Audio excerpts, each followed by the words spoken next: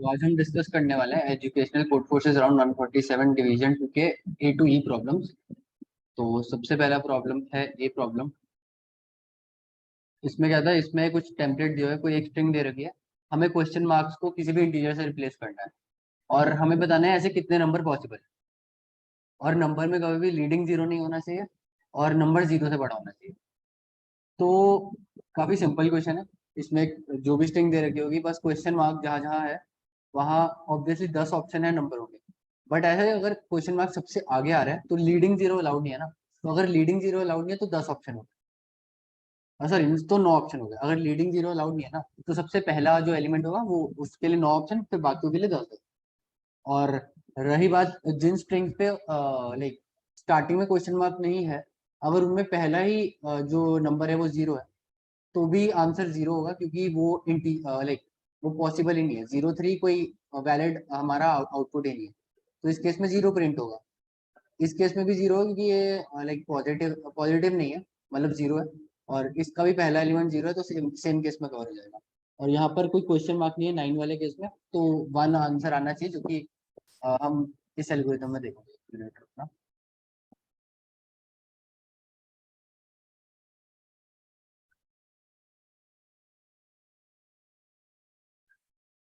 हाँ, तो जैसे स्ट्रिंग दे रखी है, ऐसा कुछ क्वेश्चन मार्क, फिर कुछ ऐसा, फिर क्वेश्चन मार्क। तो जितने क्वेश्चन मार्क है पहले वाले में 9 आएगा, फिर 10, 9 इंटू 10 90। वन बाय वन सारे एग्जाम्पल ही कर लेते हैं। और पहला वाला 2 क्वेश्चन मार्क है तो 90 है, मतलब ये तो सिंपल ही है, क्यू 90 है तो वो दिख ही रहा है। फिर अगला है एक क्वेश्चन मार्क है तो 9 है, मतलब सिंपल है ये भी। अ, मतलब सिंपल ही है, जितने क्वेश्चन मार्क है उतनी बार मल्टीप्लाई बाय 10 होगा। और ऐसे लीडिंग जीरो सबसे पहले आ रहा है तो आंसर जीरो। तो कोड दिखा देता हूँ एक बार। तो सिंपल है, बस अगर पहला एलिमेंट जीरो है तो जीरो प्रिंट कर देना। और अगर नहीं है तो आगे जाएंगे हम, आगे देखेंगे। अगर पहला एलिमेंट क्वेश्चन मार्क है तो इंटू 9 कर देंगे। इनिशियली आंसर को 1 से इनिशियलाइज किया, तो अगर कोई क्वेश्चन मार्क नहीं हुए तो भी 1 प्रिंट हो जाएगा, कोई दिक्कत नहीं आएगी। और बाद में अगर 1 से लेकर बाकी इंडेक्सेस में अगर क्वेश्चन मार्क है तो इंटू 10 हो जाएगा। तो किसी को कोई डाउट हो तो पूछ लो, नहीं तो मैं नेक्स्ट क्वेश्चन पर मूव ऑन करता हूँ। चलो फिर नेक्स्ट क्वेश्चन पर मूव ऑन करता हूँ। सॉर्ट तो सब है।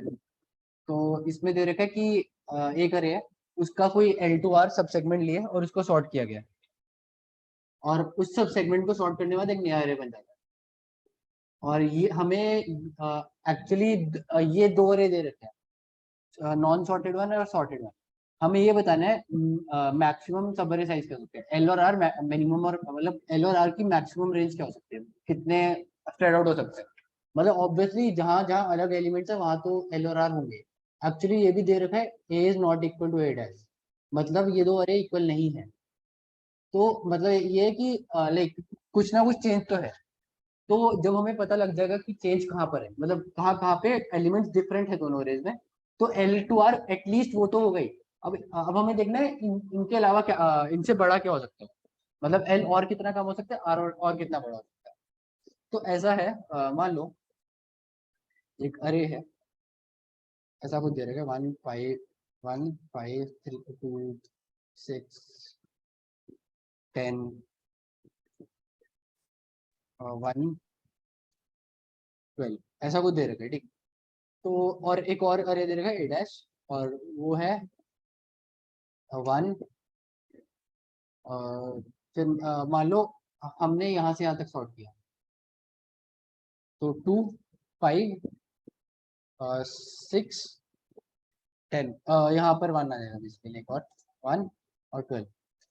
तो देखो, मतलब सॉर्ट तो यहाँ पर यहाँ से यहाँ तक किए, बट ऐसा भी हो सकता है ना कि अगर हम इसको मतलब पूरे को सॉर्ट करें तब भी सेम टू सेम आ जाए। तो हमें ये निकालना है सबसे, मतलब कितने बड़े से बड़े कितने बड़े सबअरे को हम सॉर्ट कर सकते हैं। तो सबसे पहले तो हम इनिशियली फाइंड करेंगे कहाँ कहाँ अनइक्वल है। तो सबसे पहले यहाँ से लेकर पहली बार यहाँ अनइक्वल है और लास्ट बार यहाँ पर अनइक्वल है।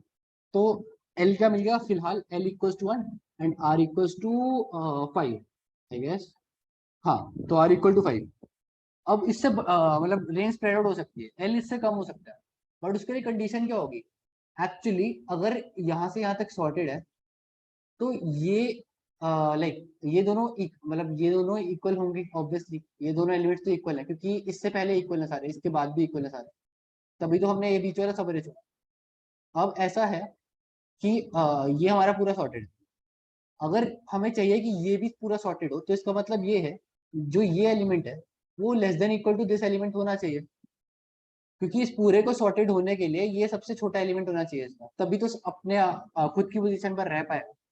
Same goes for the maximum element, मतलब राइट साइड अगर जाए, तो अगर राइट साइड जाएंगे तो ये सबसे एक्चुअली इस एलिमेंट से बड़ा होना चाहिए, राइट? हाँ, ये इस एलिमेंट से बड़ा होना चाहिए, अगर ये इस एलिमेंट से बड़ा तो मतलब इसको सॉर्टेड वाले में मतलब उस सवरे में ले लेंगे ना, तब भी कोई दिक्कत नहीं है।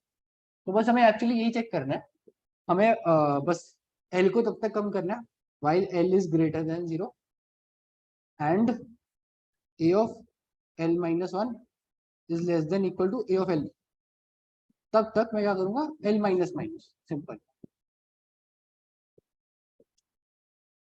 और same goes for R, R में बस ये है कि प्लस कर दूंगा, यहाँ पर R is less than N minus one, और यहाँ आर प्लस वन आ जाएगा, और यहाँ आर आ जाएगा, और A of R plus one should be greater than equal to A of R, तो आर प्लस प्लस हो जाएगा।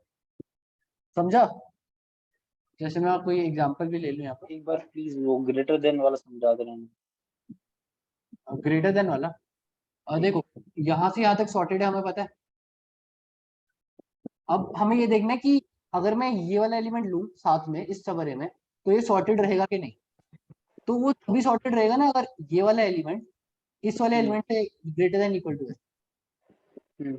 अगर ये वाला एलिमेंट इससे ग्रेटर देन इक्वल टू है तभी तो, अगर ये साथ में ले ले तो सॉर्टेड रहेगा, क्योंकि मुझे चाहिए ये सॉर्ट होने के बाद इसी पोजीशन पर है, तो वो इसी पोजीशन पर रहेगा ना अगर ये इससे बड़ा है ना? ओके।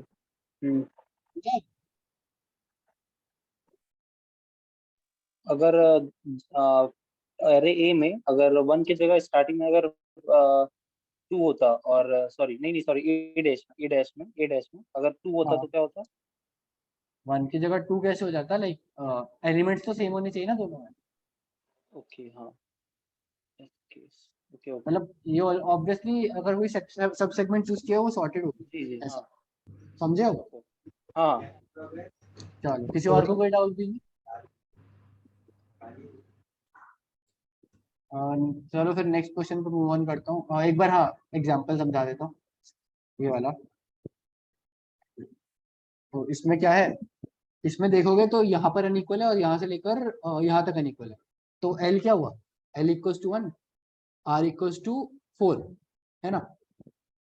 अब मुझे ये देखना है कि आर बड़ा हो सकता है क्या, तो अगर यहाँ पर देखो ये छोटा है एक्चुअली इस एलिमेंट से, तो आर और इंक्रीज नहीं हो सकता, क्योंकि अगर मैंने ये ले लिया सॉर्ट करने के बाद 6 7 से पहले आना चाहिए ना, अगर मैंने इसको सॉर्ट किया तो ये ऑर्डर फिर सही नहीं बैठ रहा मेरा, तो मैं आर मतलब आर को इंक्रीज नहीं कर सकता। और सिमिलरली अगर एल में देखूं तो एल इससे बड़ा है, तो अगर मैं ये वाला साथ में लेता तो सॉर्ट सॉर्ट करता तो ये आगे चला जाता, तो मेरा एल और आर 1 और 4 ही है बेसिकली।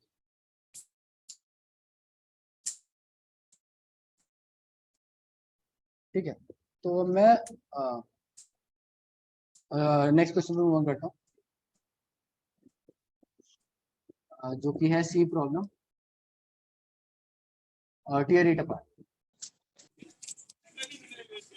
तो इसमें एक स्ट्रिंग दे रखी है और ऐसा चाहिए एक ऑपरेशन में हम क्या कर सकते हैं, हम कोई भी लाइक हम बहुत सारी पोजीशन सेलेक्ट कर सकते हैं जो कि एडजेसेंट ना हो, और हम उनको रिमूव कर सकते हैं एक बार, और हमें ये चाहिए कि एंड में सारे जो लेटर्स है वो इक्वल हो, तो वो मिनिमम नंबर ऑफ कितने ऑपरेशन लगने चाहिए, जैसे कि मतलब क्या है, एक स्ट्रिंग दे रखी है ऐसा कुछ ए बी आर ऐसा कुछ, तो ऐसा है कि मैं ये एक ऑपरेशन में ए आर ई ई फिर से ये रिमूव कर सकता हूँ क्योंकि ये एडजेसेंट नहीं है, तो नॉन एडजेसेंट में जितने मर्जी एक बार में रिमूव कर सकता हूँ। जब मैंने इन सबको रिमूव किया तो एंड में क्या बचा, बी बी बी बी, सारे इक्वल हैं, तो एक ऑपरेशन में हो गया, इसका आंसर 1 है।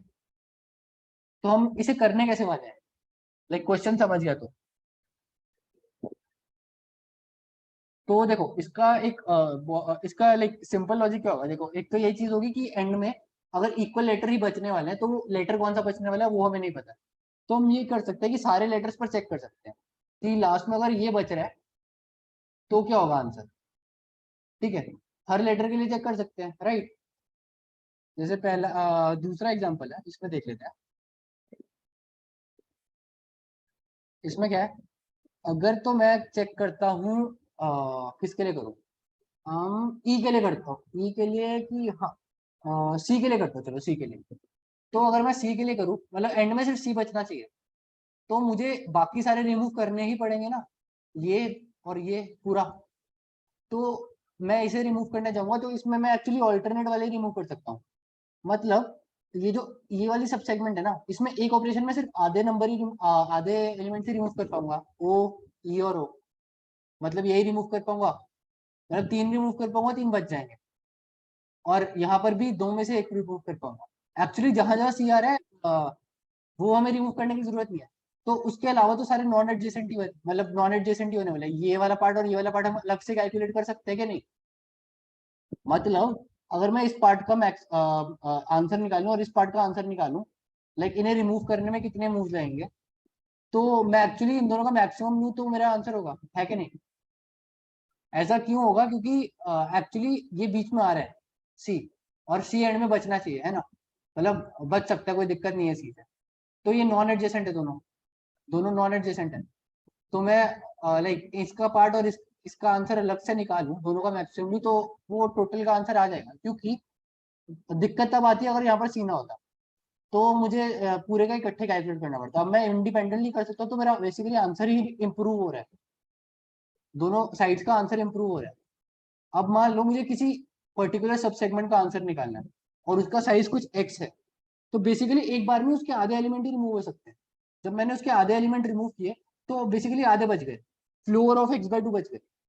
अब जो floor of x by two बचे वो सेम टू सेम एक ही सेगमेंट रहने वाली है, क्योंकि उसके बीच में दोबारा से एक और सी तो नहीं आने वाला है, उनके बीच में कोई भी सी नहीं आ रहा है। तो फिर से वही चीज होगी, क्योंकि वो एक ही सेगमेंट है, उसको फिर से रिड्यूस करना पड़ेगा, फिर से एक्स बाय टू, फिर से एक्स बाय टू। जब तक वो जीरो के इक्वल नहीं हो जाता तब तक मैं ये करता रहूंगा ऑपरेशन। तो इसका लॉजिक तो सिंपल हो गया बेसिकली। तो जहां जहां सी के बीच में जितने भी लेटर्स आ रहे हैं, तो उन सब वो जो भी लेंथ थी, लेंथ को 2 से डिवाइड करता रहूंगा जब तक वो जीरो नहीं आ जाती। बेसिकली लॉग लॉग ले लो, लॉग में भी थोड़ा मतलब मॉडिफिकेशन है, +1 होगा कुछ केसेस में, ऐसा कुछ लॉग ऑफ एन +1 ऐसा कुछ होगा, लॉग ऑफ लेंथ +1। बाकी बार बार बाई टू करके देख लो, मतलब ज्यादा ऑपरेशन नहीं लगेंगे तो वो तुम्हारा आ जाएगा, उससे तुम्हारा लॉजिक लॉजिक यही है। तो मैं एक्चुअली हर लेटर के लिए चेक करूँ। तो अगर मैंने इसमें देखा, सी के लिए देखा, तो इसमें 6 है, तो 6/2 3 होता है, 3/2 1 होता है, 1/2 0, तो 3 ऑपरेशन लगे। ठीक है, 6 के लिए 3 ऑपरेशन लगे, 2 के लिए कितने लगे, 2 के लिए 2 ऑपरेशन लगे, तो 3 और 2 का मैक्सिमम 3। तो अभी तक मेरा आंसर 3 है। और अगर मैं ओ लेता, ओ के लिए क्या है, ओ के लिए बीच में क्या कितने लेटर आ रहे हैं 3, और लास्ट में कितने आ रहे हैं 4। तो 4 के लिए मैं देखता हूँ, एक्चुअली मैक्सिमम वाले के लिए देख लो तो आंसर वही है, क्योंकि अगर लेंथ कम हो रही है तो ऑपरेशन भी कम ही लगने वाले हैं। तो मैक्सिमम वाला 4 है, 4/2 2, 2/2 1, 1/2 0, तो 3 ऑपरेशन लग रहे हैं। बेसिकली इसका आंसर 3 ही है, क्योंकि मैं सारे लेटर्स के लिए चेक करूंगा सब, और सारे लेटर्स के लिए चेक किया तो मिनिमम लूंगा। बेसिकली सारे लेटर्स पे जो भी आंसर आ रहा है सबका मिनिमम, क्योंकि मुझे एंड में सेम लेटर बचाना है। तो कोई भी लेटर सेम, कोई भी लेटर हो सकता है उसे, तो मेरे को कोई दिक्कत नहीं है, तो मैं मिनिमम वाला ले लूँ। तो इसका कोड भी बहुत सिंपल है, कुछ भी नहीं है, मतलब हर लेटर के लिए चेक करूंगा। तो एक वेक्टर बनाया, वेक्टर में क्या स्टोर कर रहा हूँ, लेंथ, लाइक हर पार्ट की लेंथ बेसिकली।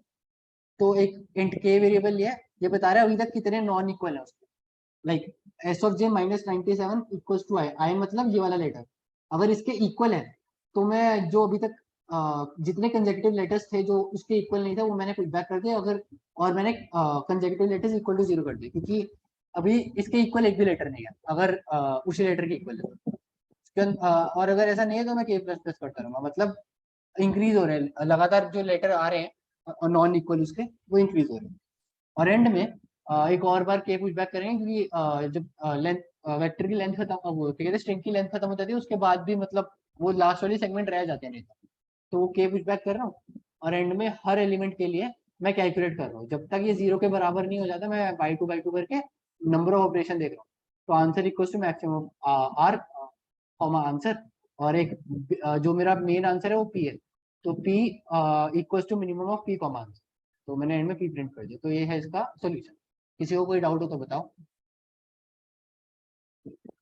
नहीं तो मैं नेक्स्ट क्वेश्चन पर मूव ऑन करता हूँ।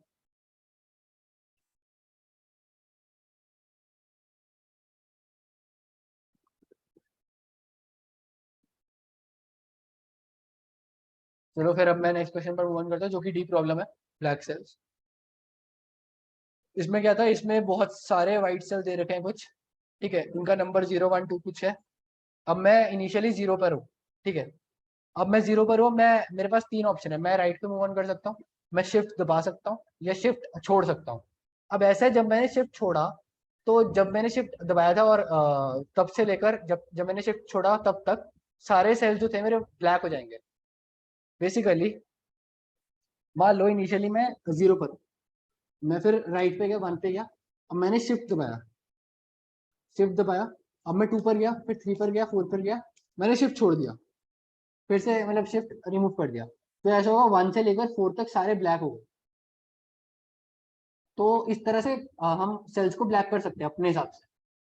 अब ऐसा है कि लाइक हमें क्या करना है, हमें एटलीस्ट के सेल्स को ब्लैक बनाना है, बट उसमें एक रिस्ट्रिक्शन है कि हमें एन सेगमेंट दिए हैं और हम सिर्फ गिवन सेगमेंट को ही कलर कर सकते हैं। जो जो सेगमेंट्स हमें दिए सिर्फ उनको उनमें ही ब्लैक कलर कर सकते हैं, तो हम एटलीस्ट के कलर करना है, और हमें मिनिमम मूव्स निकालने बेसिकली, कि मिनिमम हमें कितने मूव्स करने पड़ेंगे। तो दो अरे दे रखे एल और आर के। तो बेसिकली अगर मैं पहला ही एग्जांपल देखूं, 2,3 है, हाँ, तो 2 और 3 दे रखा है, और पहला एल कॉमा आर 1,1 है, और दूसरा एल और आर है 3,4। तो बेसिकली क्या हो रहा है यहाँ पर, मुझे 3 सेल कलर करने हैं, तो मैं पहले 1 पे गया, फिर शिफ्ट दबाया, ठीक है, फिर शिफ्ट रिलीज किया, तो मेरा 1 कलर हो गया। अब मैं फिर 2 पे गया, फिर 3 पे गया, फिर शिफ्ट दबाया, फिर 4 पे गया, फिर शिफ्ट रिलीज किया, तो बेसिकली मेरे 3 और 4 दोनों कलर हो। द थिंग इज, मैं 2 को कलर नहीं कर सकता क्योंकि वो इस सेगमेंट्स के बीच में नहीं आ रहा है। तो मेरे कितने मूव लगे, अगर गिनोगे तो 8 मूव है, और 8 ही इसका आंसर, 8 इसका आंसर, ठीक है। अब ऐसा है कि ऐसा भी हो सकता है कि तुम सारे सेल्स कलर ही ना कर पाओ, मतलब जो तुम्हें सेगमेंट दिए हैं उसका जो सम हो वो के बराबर ही ना हो, के से कम हो, तो दिक्कत हो जाएगी, उस केस में -1 प्रिंट करना, ठीक है। अब ऐसा है कि लाइक अगर मैं ये वाला एग्जांपल देखूं, और कौन सा वाला, एक मिनट, हाँ, मैं अगर देखूं 1,1 3,4 तो देख लिया, एक एग्जाम्पल शायद यही एग्जाम्पल था, तो हाँ, ये एग्जाम्पल है 1,1 और 3,10 यहाँ पर, दो सेगमेंट से 1,1 और 3,10। तो इसमें अगर मैं ये करूँ तो 8 मूव्स है, पर मैं मूव्स रिड्यूस कैसे कर सकता हूँ। बात यह है कि जब जब मैं शिफ्ट प्रेस कर रहा हूँ तो शिफ्ट में मूव मेरे वेस्ट हो रहे हैं, तो हो सकता है अगर मैं कम शिफ्ट प्रेस करूँ तो मेरे मूव एक्चुअली कम हो जाए। तो इस केस में यही है बेसिकली, मैं पहले 1 पे जाऊंगा, 2 पे जाऊंगा, 3 पे जाऊंगा, मैंने शिफ्ट प्रेस किया, 4 पे गया, 5 पे गया, फिर से शिफ्ट प्रेस किया, एक्चुअली मेरे अब 3 से 5 तक सारे सेल कलर हो गए, मतलब 3 सेल कलर हो गए। मूव कितने लगे अगर गिनोगे तो, सॉरी यहाँ पर 3 नहीं है, तो 7 मूव है, तो ये तो कम, इस केस में कम है, तो मुझे ये करना चाहिए। मतलब मैं जितने कम शिफ्ट दबाऊं मेरा उससे आंसर बेटर हो सकता है, पर मुझे पता नहीं है कि होगा कि नहीं। तो ये डिपेंड किस पे करता है, ये डिपेंड इस पे करता है कि मैंने कितनी सेगमेंट्स में, मतलब कितनी सेगमेंट में मैं कलर कर रहा हूँ बेसिकली।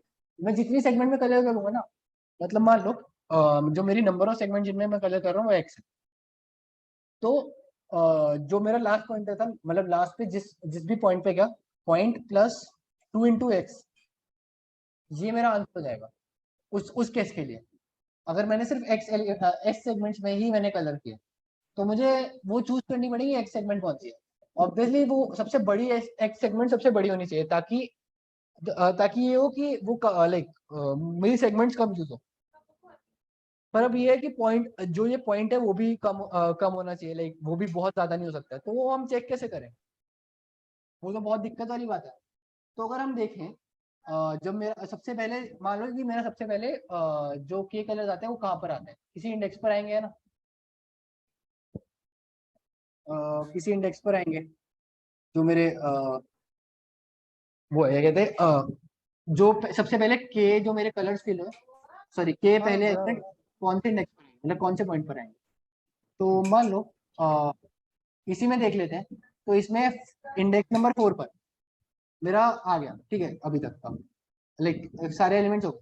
अब ऐसे आंसर मैक्सिमम क्या हो सकता है, मतलब इस पॉइंट पे मैक्सिमम आंसर क्या होगा?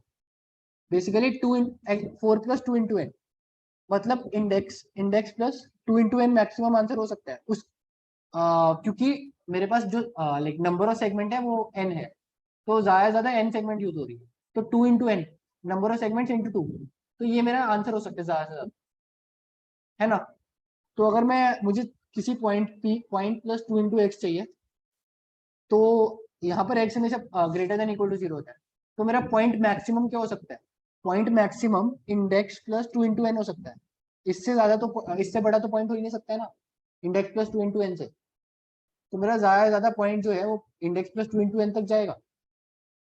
तो मेरे पास ऑप्शन कितने बेसिकली, इंडेक्स से लेकर 2 इंटू एन तक जाना है, इंडेक्स से 2 into N, index plus 2 into N.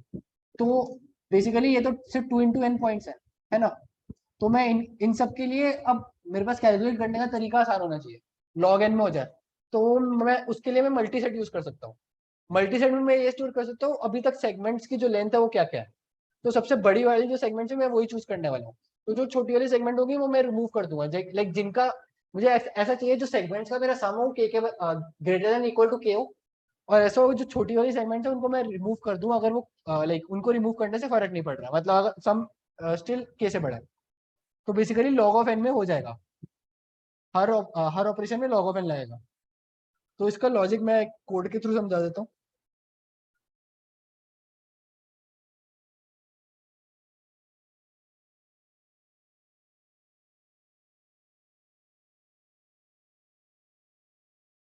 हाँ, तो इसमें मैंने पहले एल और आर स्टोर किया।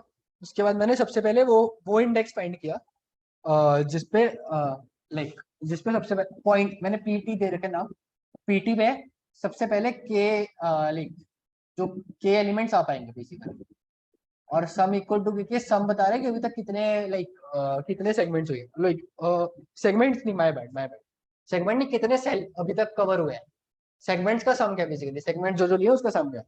और मल्टी सेट में सेगमेंट्स की लेंथ स्टोर हो रही है। बेसिकली जब ये सम है वो ग्रेटर देन इक्वल टू क्या होगा, तो मैं बस अभी तक की जो सेगमेंट बनी है ना वो ले लूंगा मल्टी सेट, और उसके अलावा जब तक वो कम है तो पूरी सेगमेंट्स लेता रहूंगा। और जे मेरा बता रहा है कि अभी कौन सी वाली सेगमेंट पे हूँ, बेसिकली एन सेगमेंट है ना, तो कौन सी वाली पे। अब अगर सम इज लेस देन के तो सिंपल -1 आंसर प्रिंट हो जाएगा। अब मेरा आंसर इनिशियली तो ये है PT plus 2 into M dot size, जो कि मल्टी सेट का साइज है। अब मेरा एफ एक्चुअली मैंने स्टोर कर रखा है कि हाँ, तो मैक्सिमम आंसर इतना हो सकता है, तो बेसिकली पॉइंट से इतना ही आगे जा पाएगा ना। पॉइंट से मतलब जो मेरा जो फाइनल इंडेक्स हो सकता है ज्यादा से ज्यादा यहाँ तक जा सकते हैं, लाइक पॉइंट प्लस एफ तक। तो भी मैंने 0 से लेकर एफ तक लिया है, सॉरी हाँ, मतलब एफ बार में इंक्रीमेंट कर रहा हूँ, बेसिकली पॉइंट नेक्स्ट पॉइंट पे जा रहा हूँ एफ टाइम्स। अगर आप देखोगे अगर तो वो सेगमेंट का लास्ट एलिमेंट है तो मैं नेक्स्ट सेगमेंट पर मूव ऑन कर रहा हूँ जे प्लस प्लस और नेक्स्ट सेगमेंट पर। और मैं एम डॉट इंसर्ट 1 भी कर रहा हूँ क्योंकि अब नई सेगमेंट पे एक ही एलिमेंट अभी तक लिया मैंने। और अगर ऐसा नहीं है, if this is not true, then ऐसा है कि मेरा सम तो इंक्रीज होगा, सम तो यहाँ भी इंक्रीज हो रहा है क्योंकि सेगमेंट की एक लेंथ बढ़ रही है। तो यहाँ पर मैं क्या करूंगा, जो अभी जो करंट सेगमेंट थी उसकी जो प्रीवियस लेंथ थी वो मिटा के अब नई वाली लेंथ बेसिकली एक बड़ी होगी। लाइक पहले अगर 2 लेंथ थी अब 3 लेंथ होगी। तभी मैंने पीटीवी प्लस प्लस किया ना, अब मैं नेक्स्ट पॉइंट मूव ऑन कर रहा हूँ बेसिकली। तो अब एंड में बस मैंने ये देखना है, मैं फर्स्ट एलिमेंट रिमूव कर दूंगा जो मल्टी सेट है। फर्स्ट एलिमेंट रिमूव करूंगा तब रिमूव करूंगा अगर वो greater than equal to K हो। अगर मेरा sum greater than equal to K हो तो मैं सम में से माइनस करूंगा और रिमूव कर दूंगा। और मैं आंसर में मिनिमम ले लूंगा, बेसिकली मिनिमम ऑफ आंसर का PT plus 2 into M dot size, क्योंकि साइज अभी कम भी हुआ है। और अब मुझे एक और चीज बहुत ध्यान में रखनी है, अगर वो एलिमेंट अभी करंट सेगमेंट का हुआ ना तो दिक्कत आ जाएगी। तो अगर वो करंट सेगमेंट का है और वो रिमूव हुआ है तो एक्चुअली वो मल्टी सेट में प्रेजेंट नहीं होगा अभी। और अगर वो भी मल्टी सेट में प्रेजेंट नहीं है, मुझे वापस मल्टी सेट में डालना है, क्योंकि अभी मैं वो यूज कर रहा हूँ, वो एलिमेंट अभी प्ले में है। उसको मैंने, क्योंकि मैं एक्चुअली उस एलिमेंट को इरेज भी तो कर रहा हूँ, इरेज कैसे करूंगा अगर वो है ही नहीं प्रेजेंट। तो मुझे वापस उसको डालना पड़ेगा और सब में भी इंक्रीज वापस करना पड़ेगा, ताकि दिक्कत ना आए। क्योंकि मैंने पहले एक्चुअली ये चीज नहीं की थी तो मेरा रन टाइम एरर आ गया। तो मुझे समझा क्यों गलती। किसी को डाउट है इस क्वेश्चन में तो पूछ सकते हैं।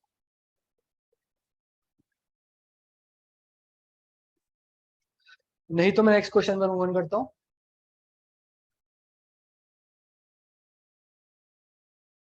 नेक्स्ट क्वेश्चन बहुत ही अच्छा क्वेश्चन था और बहुत ही इजी क्वेश्चन था। पहले तो समझ नहीं आया था मुझे, इसलिए थोड़ी मुझे टाइम लग गया था, पहले मुझे समझ में ही नहीं आ रहा था।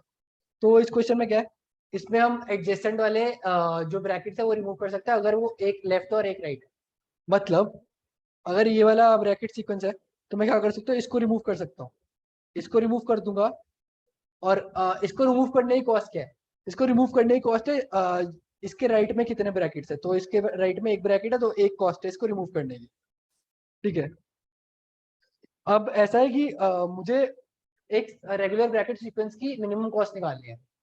तो उसका बहुत ही सिंपल सा मेथड होगा, एक्चुअली मैं राइट से जाऊंगा और राइट से ये वाले ब्रैकेट्स, जब भी ऐसा कोई ब्रैकेट है वो रिमूव करता जाऊंगा। और रिमूव करते बस ये देखूंगा कि उसके राइट में कितने ब्रैकेट्स है। मतलब मेथड ज्यादा मुश्किल नहीं है, वो तुम ब्रूट फोर्स से भी कर सकते हो। ब्रूट फोर्स नहीं, मतलब ओ ऑफ एन में कर सकते हो। अब ऐसा है, मुझे क्या करना है, मुझे cost of regular bracket sequence निकालनी है। सच दैट अब मुझे क्या है, मुझे के ऑपरेशन, मैं के ऑपरेशन कर सकता हूँ। के ऑपरेशन में क्या कर सकता हूँ, उसका कोई भी एक ब्रैकेट उठा के कहीं और डाल सकता हूँ। बेसिकली अगर ये है तो मैं इसका ये वाला ब्रैकेट, सॉरी इसका ये वाला ब्रैकेट यहाँ पे डाल सकता हूँ। लाइक अगर ये वाली सीक्वेंस है तो मैं क्या कर सकता हूँ, एक मिनट में क्या कर सकता हूँ, ये वाला ब्रैकेट यहाँ डाल सकता हूँ। मतलब कहीं भी डाल सकता हूँ, मेरी मर्जी है। बस ऐसा होना चाहिए, उसके बाद वो रेगुलर ब्रैकेट सीक्वेंस होनी चाहिए। ऐसा ना हो कि वो रेगुलर ब्रैकेट सीक्वेंस ही ना रहे, हमेशा रेगुलर ब्रैकेट सीक्वेंस होनी चाहिए, ये कंडीशन है। तो मैं उसी हिसाब से ऑपरेशन लगा सकता हूँ इन पे। अब ऐसा है कि मुझे ये दिया कि ये ऑपरेशन लगाने के बाद मुझे इसको ऐसे कन्वर्ट करना है कि cost minimum, like bracket sequence की। तो किसी ब्रैकेट सीक्वेंस की कॉस्ट कैसे निकालनी है, एक्चुअली बहुत मुश्किल लग रहा होगा कि ये इम्प्लीमेंट कैसे करें। इसका ना बहुत ही सिंपल सा लॉजिक है कॉस्ट कैसे निकालना है। द थिंग इज, अगर मान लो एक्चुअली हमें ब्रैकेट मैचिंग देखनी है कि कौन सा ब्रैकेट किस कौन से इंडेक्स वाले ब्रैकेट के साथ मैच होता है। मान लो ऐसा कुछ ब्रैकेट सीक्वेंस है, तो द थिंग इज जो ये वाला ब्रैकेट है वो इसके साथ मैच हो रहा है ना। नहीं देखने दे, थोड़ी छोटी सीक्वेंस देते हैं।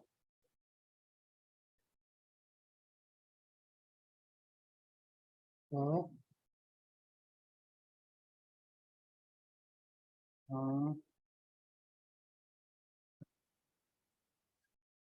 अ, ऐसी मैंने कोई सीक्वेंस दी है। हाँ यार, हाँ मैंने ऐसी कोई सीक्वेंस दी थी। तो द थिंग इज जो ये वाला ब्रैकेट है वो किसके साथ मैच कर रहा है, एक बार देख। 1 2 3 4 5 6 7। तो एक मिनट, ये ब्रैकेट ज्यादा हो गया। हाँ अब ठीक है। तो 5 ब्रैकेट है बेसिकली। तो ये वाला जो है 1 2 3 4, ये वाला इसके साथ मैच कर रहा है। ठीक है, तो मैं बेसिकली इंडेक्स लिखते जाता हूँ। 3 वाला 4 के साथ कर रहा है। ठीक है, अब यहाँ एक और ब्रैकेट शुरू हुआ तो ये वाला इसके साथ, तो 6 वाला 7 के साथ। ठीक है, 6 वाला 7 के साथ है तो ये 8 वाला 5 के साथ। ठीक है, 2 वाला 9 के साथ और 1 वाला 10 के साथ। तो द थिंग इज मैं सबसे पहले वही ब्रैकेट रिमूव कर देता जो साथ साथ वाला है। तो इसको रिमूव करने में कितने ऑपरेशन लगेंगे, 3, सॉरी 3, हाँ 3 कॉस्ट लगेगी, क्योंकि इसके राइट में 3 और ब्रैकेट्स है ना। तो अगर मैं किसी एक ब्रैकेट का देखूँ, लाइक किसी एक का देखूँ, लाइक मुझे 5,8 में देखना है कि बेसिकली ये कितने कितने की कॉस्ट में ऐड ऑन हो रहा है। लाइक ये ब्रैकेट कितने ब्रैकेट, मतलब कितने ऐसे ब्रैकेट्स है जिनके लिए ये राइट में आ रहा है, तो वो ऑब्वियसली जो जो ब्रैकेट उसके अंदर है उनके राइट में आएगा। तो उसके बीच में कितने ब्रैकेट सीक्वेंस हो सकते हैं, बेसिकली मुझे ये कैलकुलेट करना है। तो basically r minus L minus 1/2 है, इतने ब्रैकेट्स के सीक्वेंसेस इसके अंदर है। तो इतनों की कॉस्ट में ये एक 1 ऐड ऑन कर रहा है बेसिकली। अगर आप देखोगे 5,8 वाला, इस वाले के लिए एक कॉस्ट ऐड ऑन कर रहा है, क्योंकि ये तभी रिमूव हो सकता है 5,8 वाला जब ये रिमूव हो, इससे पहले नहीं हो सकता। तो ये जब रिमूव होगा तो एक्चुअली इसकी कॉस्ट इसमें एक बार ऐड हो रही है।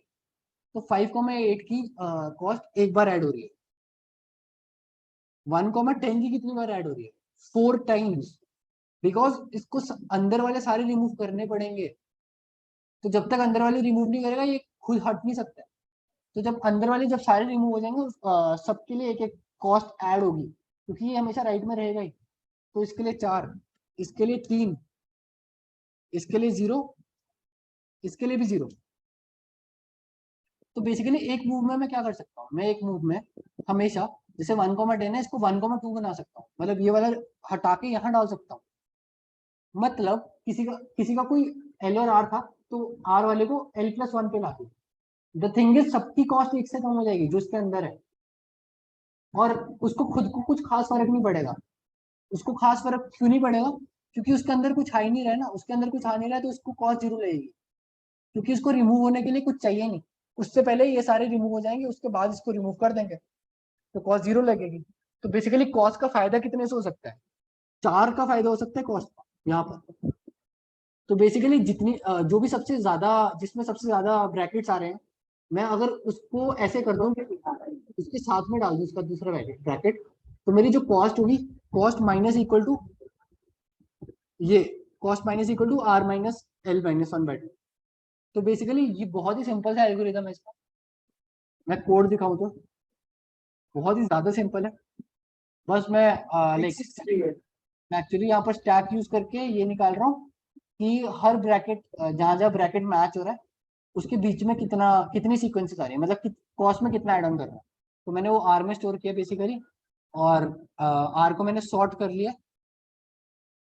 मैं आंसर में स्टोर कर रहा हूँ कॉस्ट क्या है, तो कॉस्ट मैंने आंसर में स्टोर करी, फिलहाल इनिशियल कॉस्ट है, और जितने ऑपरेशन है उतनी बार मैं आर ऑफ आई माइनस कर दूंगा। मैंने उल्टा सॉर्ट किया तो सबसे पहले सबसे बड़ा एलिमेंट, तो मैंने के ऑपरेशन जो भी थे सबसे जो दूर वाले ब्रैकेट्स हैं उनको उन पे किया, सेकंड हाईएस्ट वाले, फिर थर्ड हाईएस्ट।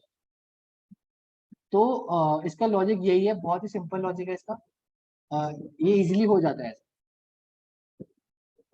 तो अगर मैं एग्जांपल पर भी दिखाऊं, इसका एक अच्छा एग्जांपल ये है।